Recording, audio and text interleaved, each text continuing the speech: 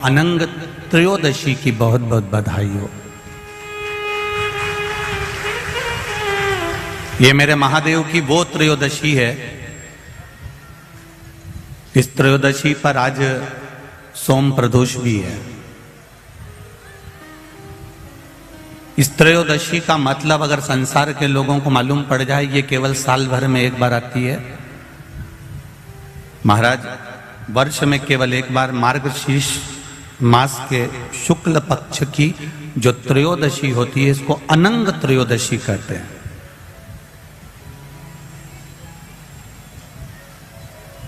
इस त्रयोदशी का महत्व, जिसके परिवार में पति पत्नी का झगड़ा होता हो, जहां अदालत तक बात पहुंच गई हो, या बेटियां मायके रह रही हो, पति कहीं दूसरी जगह रह रहा हो, या किसी पति का या पत्नी का स्मरण कहीं दूसरी जगह हो, इस अनंग त्रयोदशी का मात्र स्मरण, इस अनंग त्रयोदशी का मात्र पूजन, पूरे साल भर में आप शंकर भगवान की आराधना करते हो, पर इस अनंग त्रयोदशी की आराधना का फल ही दूसरा है, इसका महत्व ही दूसरा है।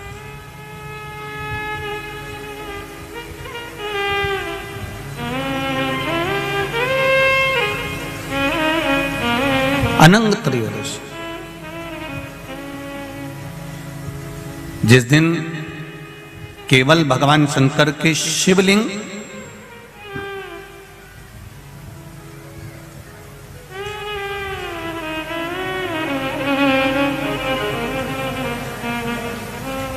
जैसे ये जलाधारी है माता पार्वती जी का हस्तकमल, ये शिवलिंग रखा हुआ है। ये जलाधारी में से पानी बहने का स्थान, बीच में मोटी सी लाइन जहां अशोक सुंदरी विराज रही है, राइट में गणेश जी, लेफ्ट में कार्तिकेय जी, और गोल जो भाग है वो माता जी का हस्तकमल है।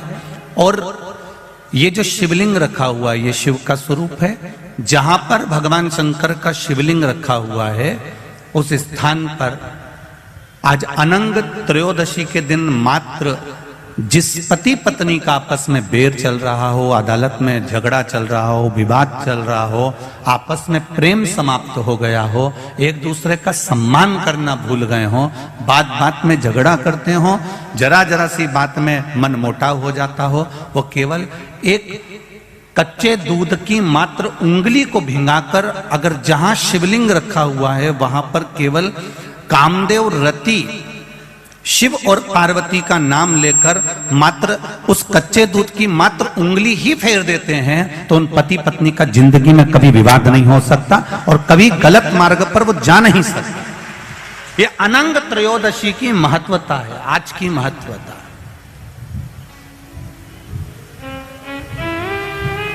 केवल साल भर में एक दिन होता है जिस दिन भगवान अपने साड़ू भाई के साथ पूजाते हैं। केवल साल भर में एक दिन होता है जिस दिन महादेव कामदेव के साथ पूजाते हैं।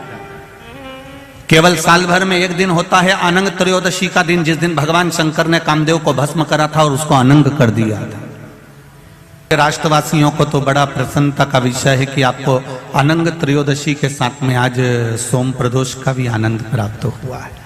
ये शिव की कृपा है, ये उसकी उदारता, ये उसकी करुणा। अनंग त्रयोदशी,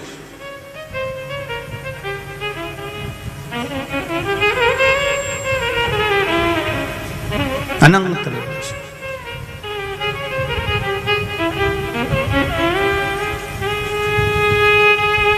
आज के दिन जो 35 साल के हो गए,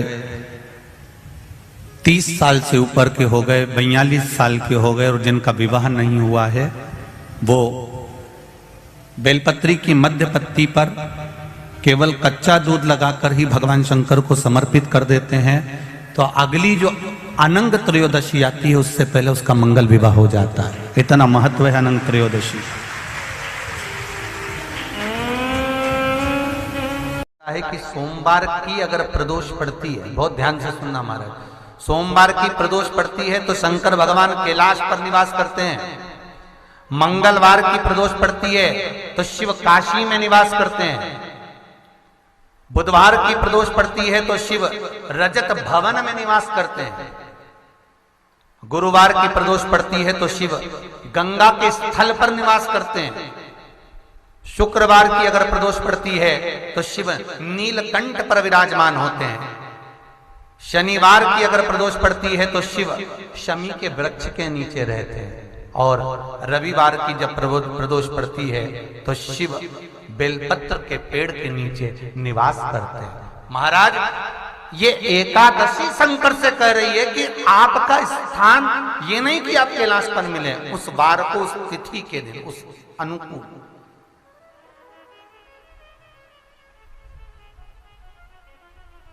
हमारे यहां कहते हैं सोमवार की जो प्रदोष पड़ती है वो इच्छा पूर्ति करती है, मंगलवार की प्रदोष रोग से मुक्ति देती है, बुधवार की प्रदोष कामना की पूर्ति करती है, गुरुवार की प्रदोष शत्रुओं का नाश करती है, शुक्रवार की प्रदोष सुख और शांति देती है, शनिवार की प्रदोष संतान का सुख देती है, और रविवार की प्रदोष जो काम दुनिया में कोई नहीं कर सकता वो अचूक फल की प्राप्ति रविवार की प्रदोष करा देती है। महाराज, ऐसी प्रदोषों का नियम वर्णन किया चाहिए। भगवान कहते ठीक है, तू थोड़ी देर खड़ी हो। एकादशी सम्मुख खड़ी हुई, पार्वती जी ने जिस अंगुष्ठ का जल पीने के लिए लिया था हाथ में, बस पीने ही वाली थी, शंकर भगवान ने वही हाथ में जल लेकर एकादशी के हाथ में उसको देकर कहा, ले, ये मेरे द्वारा निर्मित एक व्रत है जिसे त्रयोदशी के दिन तूने मांगा है, मैं तुझे देता हूं। आज इस व्रत का फल मैं तुझे प्रदान करता हूं। अब तू जिस जीवात्मा को लेकर जाएगी उसका पाप प्रबल नहीं होगा। किसी स्त्री, पुरुष, बालक, बुजुर्ग जो भी होगा जिसने प्रदोष का व्रत करा होगा, वो जीवात्मा को तू किसी फल की कामना से नहीं, स्वतः ही लेकर चली जाए। उसमें कोई कामना नहीं है। बन सके जीवन में 11 प्रदोष या 26 प्रदोष करने के बाद आप उसका उद्यापन कर कर विराम भी दे सकते। पर जीवन में एक बार प्रदोष का व्रत मौका मिले, जिस कामना से जिस दिन का भाव आपके मन में आए कि मुझे रोग से मुक्ति पाना है तो ये प्रदोष मुझे करना है, मैं रोग मुक्ति के लिए, हम जो भी आपके मन में आ रहा है, संतान प्राप्ति के लिए शनिचरी प्रदोष, आप उसका स्मरण करें। फिर लिखा शिव महापुराण में, बड़ा सुंदर लिखा वेदव्यास जी ने, मान लो आप प्रदोष का व्रत नहीं कर सकते,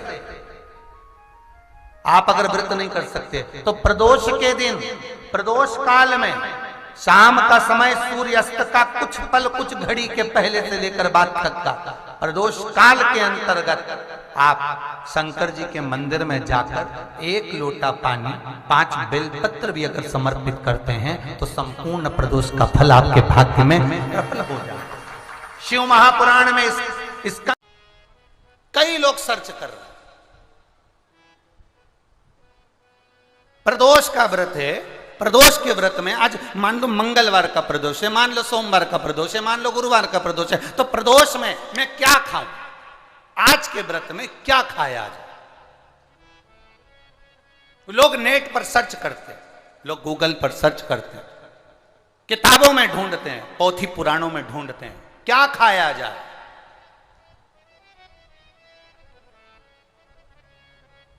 हम क्या खाएं जिससे भगवान हमारे व्रत को स्वीकार करे और हमारे व्रत को स्वीकार करे और हमें दर्शन दे। हम क्या खाएं? हमारा तो केवल इतना सा निवेदन है, किसी भोले व्यक्ति का, किसी गरीब व्यक्ति का धन मत खाओ, प्लाट मत खाओ, उसका पैसा मत खाओ। अगर तुमने उसका प्लाट नहीं खाया, उसका पैसा नहीं खाया, उस गरीब व्यक्ति का, उस भोले व्यक्ति को तुमने धोखा देकर कुछ अगर खा लिया तो समझ लो कि भगवान तुम्हें माफ नहीं करेगा। तुम कुछ खाओ चाहे मत खाओ, पर किसी सीधे, किसी भोले और किसी गरीब व्यक्ति का हक मत खाओ, तुम्हें व्रत का फल मिल जाए, तुम्हें व्रत का फल प्राप्त हो जाएगा। शिव और भगवान श्री हरि, हर और हरि, इन दोनों की कथा कर रही है। हरि और हर की कथा वर्णन कर रही है, और हर और हरि की कथा कर रही है कि अकेले यदि कुछ ना कर सको तो सबका सानिध्य, सबका साथ। जब आप सबका साथ लेकर अगर कोई कार्य करोगे तो इसमें सफलता जरूर मिलेगी। पर व्यक्ति के जीवन में लगता क्या है, ये दुकान मैं चला रहा हूं, ये कथा मैं करा रहा हूं, ये घर मैंने बनाया, ये आश्रम को मैं चला रहा हूं, गाड़ी में लाया, काम में कर रहा हूं। मान लो यदि मैं एक दिन भी आश्रम में नहीं आऊं या एक दिन भी दुकान पर ना जाऊं या एक दिन भी मैं काम ना करूं तो कोई काम होगा ही नहीं। ये आपकी गलत फहमी है। आप हो तो लोग आपको गिन रहे हैं, नहीं होगे तो कोई गिनेगा। मैं गाड़ी लाया ये संबोधन नहीं है, बल्कि ये कहो कि परिवार वालों की एकता, सबका साथ हमारे साथ था। तो बाबा देव अधिदेव महादेव ने ये 5 दिन की शिव महापुराण की कथा सुनने का मौका दिया। मैंने और मेरा नहीं है कुछ, मेरा आपकी कृपा से सब काम हो रहा, भोले आपकी कृपा से सब काम हो रहा। ये मेरा या मेरा है या मैंने करा है या मैं कर रहा हूं, ये प्रसंग नहीं। घर बनाया तो घर में जितने सदस्य है, पत्नी है तो उसके भाग्य का भी धन आया, बेटा है तो उसके भाग्य का भी धन आया, बेटी है तो उसके भाग्य का भी धन आया, घर में सास ससुर रह रहे हैं तो उनके भी भाग्य का धन आया, भाई रह रहा है तो उनके भी भाग्य का धन आया, सबके भाग्य का धन आया, तब जाकर ये कार्य पूर्ण हुआ। किसी एक के बस का नहीं, सबका साथ। वो एक लाइन दी है आजकल केंद्र से, सबका साथ सबका विकास। सब एकजुट होकर चलेंगे तो विकास अपने आप हो जाएगा। अब आपकी एकजुटता तो बनती नहीं। बड़े भाई को लगता है कि मैं कर रहा हूं, छोटे भाई को लगता है मैं कर रहा हूं, मंझले को लगता है मैं कर रहा हूं, बड़ी भाभी को लगता है मैं कर रहा हूं, छोटी को लगता है मैं कर रहा हूं, बीच को लगे मैं कर रहा हूं। कोई नहीं कर रहा, करने वाला तो कोई दूसरा है। जिस दिन इस तन पिंजरे से ये श्वास रूपी पक्षी उड़ जाएगा, तब समझ में आएगा कि करने वाला तो कोई और था, हम तो केवल एक निमित्त थे। हम केवल एक निमित्त है। श्वास चल रही है, वो चला रहा है। आप कितना भी प्रयास कर लो, कुबेरेश्वर धाम आप ऐसे जा ही नहीं सकते। एड़ी से चोटी तक का दम लगा लेना तो भी कुबेरेश्वर धाम नहीं पहुंच सकते। सारे ज्योतिर्लिंग चले जाओगे, सारे तीर्थ चले जाओगे, बार बार वृंदावन घूम आओगे, बार बार काशी घूम आओगे, बार बार उज्जैनी घूम आओगे, बार बार आप सब दूर घूम कर आ जाओगे, चाहे हजारों बार नर्मदा नहालोगे, गंगा नहालोगे, पर कुबेरेश्वर धाम नहीं पहुंच पाओगे। कब तक? जब तक मेरा कुबेर भंडारी तुमको इशारा ना कर दे, तब तक तुम कुबेरेश्वर धाम पहुंच ही नहीं सकते। आप अयोध्या हो आओगे, काशी हो आओगे, प्रयाग हो आओगे, गंगा नहा आओगे, हरिद्वार होकर आ जाओगे, आप दुनिया के सारे तीर्थ होकर आ जाओगे, उज्जैनी भी बारंबार चले जाओगे, ओमकारेश्वर भी बारंबार चले जाओगे, पर सीहोर कुबेरेश्वर बाबा के धाम में तो बाबा जब तुम सब दूर होकर आ जाओ, उसके बाद भी तब तक सीहोर नहीं पहुंच सकते, कुबेरेश्वर धाम नहीं पहुंच सकते, जब तक मेरा शिव कृपा ना कर। क्यों? क्योंकि यहाँ जो आएगा, कुबेरेश्वर धाम जो आएगा, तो भगवान शंकर को उसकी झोली 3 महीने में भरना ही पड़ेगी। इसलिए सोच कर बुला, इसलिए वो पहले समझता है, बुलाने से पहले विचार करेगा, इसको देना होगा तो बुलाएगा, नहीं तो बुलाएगा नहीं, बाहर की बाहर निकाल देगा, चलो जाओ यहाँ से, आते आते रोक देगा, आने ही नहीं देगा।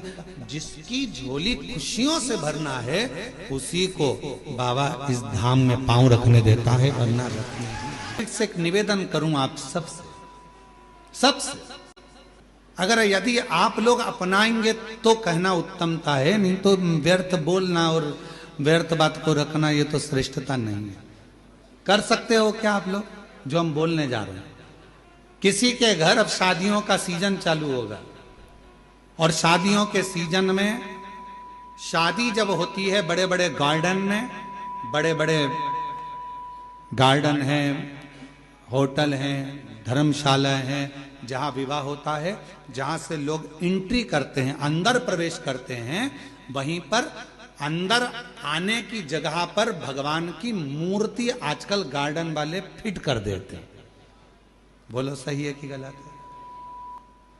आप पान खाते हुए जा रहे हो, खाना खाकर जा रहे हो, भोजन कर कर जा रहे हो, शादी में प्रवेश कर रहे हो, नाच रहे हो, कोई मदिरा पिया हुआ है, बाराती किसको किसको मालूम कौन कैसा है, कोई ड्रिंक कर रहा हुआ है, मदिरा पिया हुआ है, कोई गलत भक्षण कर रहा है, किसी ने गलत काम कर दिया, कोई गलत विचार से गलत व्यवहार से आया हुआ है, और दरवाजे पर तुमने भगवान गणेश जी को बिठा दिया, दरवाजे पर तुमने वेंकटेश भगवान को बिठा दिया, दरवाजे पर तुमने श्री जी बाबा को बिठा दिया, दरवाजे पर तुमने ठाकुर जी को बिठा दिया, दरवाजे पर कृष्ण की मूर्ति रख दी, दरवाजे पर तुमने शिव जी की मूर्ति रख दी, दरवाजे पर तुमने भगवान की मूर्ति रख दी। नहीं, एक नियम बनाओ, आज से कथा सुनने वाले एक नियम बना लो, किसी की शादी में जाओ और दरवाजे पर अगर किसी भगवान की मूर्ति प्लास्टिक की या पीओपी की किसी की भी मूर्ति रखी देखो, तो तुम जो लिफाफा दो ना, उस लिफाफे के ऊपर एक लाइन लिख कर दो कि भगवान की जगह अपने बाप को बिठा देते, परमात्मा को दरवाजे पर तुम्हारी अगवानी करने के लिए बिठाया। यह सनातन धर्म है, यह हिंदू धर्म है, यह श्रेष्ठता नहीं है। हम अपने पिताजी को अंदर सोफे पर बिठाते हैं, हम अपने दादाजी को सोफे पर बिठाते हैं, हम अपने बुजुर्गों को अंदर घर में बिठाते हैं, आदर करने के लिए अंदर बिठा, और भगवान को तुमने दरवाजे पर लाकर बिठा दिया। कहीं गणेश जी रख दिए, कहीं किसी ने ये वाले देवता रख दिए, किसी ने वो वाले देवता रख दिए। किसी भी देवता को शादी की एंट्री में, शादी के प्रवेश में दरवाजे पर नहीं होना चाहिए। ना जाने कैसे कैसे लोग आते हैं, वहीं पान खाते, थूकते, वहीं दारू पीते, मदिरा पीते, निकल कर जाते, और हमारे देवता उनकी अगवानी करके लिए खड़े हैं। ये कौन सा है? ये ठीक नहीं, गला पकड़ रहा है, ये श्रेष्ठता नहीं है, ये ठीक नहीं। दरवाजे पर कोई देवता नहीं होना चाहिए। लिख दो लिफाफे के अंदर, अंकल जी हम आपकी शादी में आए थे, बेटे की शादी आपने करी, पर हमको अच्छा नहीं लगा, आपने भगवान को दरवाजे पर द्वारपाल बनाकर बिठा दिया, ये हमको ठीक नहीं लगा। जब 25-50 लिफाफों पर ये लिखा रहेगा, तो अगली बार शादी करने वाला सबसे पहले कान पकड़ेगा और भगवान की मूर्ति को दरवाजे पर अगवानी करने के लिए द्वारपाल बनाकर नहीं देगा। हम सुधरेंगे, जम के बोलो, हम सुधरेंगे, युग सुधरेगा। पहले सुधरना हमें अपन को पड़ेगा। एक नियम, शादियां चालू होगी, 11 के दिन देव उठ जाएंगे, विवाह चालू हो जाएंगे। आप सब जितने आस्था चैनल पर कथा सुन रहे हो, जितने फेसबुक यूट्यूब पर कथा सुन रहे हो, जितने पंडाल में बैठकर कथा सुन रहे हो, बिना संकोच के कोई टेंशन मत लेना कि कोई क्या कहेगा। आग लगे बस्ती में, अपन रहो मस्ती में, क्या किसको रोइए, चादर तान के सोइए। तो अपने को टेंशन लेना नहीं, टेंशन दे के चलो पर लेके मत चलो। अपने को टेंशन नहीं लेना। लिफाफे पे लिख दो सबसे बड़े अक्षर में, आपके घर पर हम आए थे, शादी में होटल में आए, घर पर आए, दरवाजे के बीच में इधर से लोग निकल रहा है, इधर से लोग निकल रहा है, बीच में तुमने गणेश जी को रख दिया, ये अच्छी बात नहीं। शंकर जी को रख दिया, अच्छी बात नहीं। अयोध्या के राम जी को रख दिया, अच्छी बात नहीं। कृष्ण जी को रख दिया, बाकी बिहारी को रख दिया, ये अच्छी बात नहीं। ये हमें अच्छा नहीं लगा। लिख दो साहब, हमें अच्छा नहीं लगा। ये मूर्ति दरवाजे पर नहीं। अगर रखना ही है तो तुम्हारा दूल्हा दुल्हन का जो स्टेज बने, उस स्टेज के पीछे तुम भगवान को रखो तो तुम्हें आशीर्वाद प्रदान करेंगे, वर देंगे, दरवाजे पर नहीं। थोड़ा सुधार, और यदि थोड़ा सा भी हम अपनी जिंदगी में सुधार लाएंगे, हम अपने जीवन में थोड़ा सा भी सुधार लाएंगे, हम अपनी जिंदगी में थोड़ा सा भी अगर सुधार लेकर आएंगे, तो ये निश्चित है कि हमारा प्रदेश, हमारा देश सुधरेगा जरूर, थोड़ा सा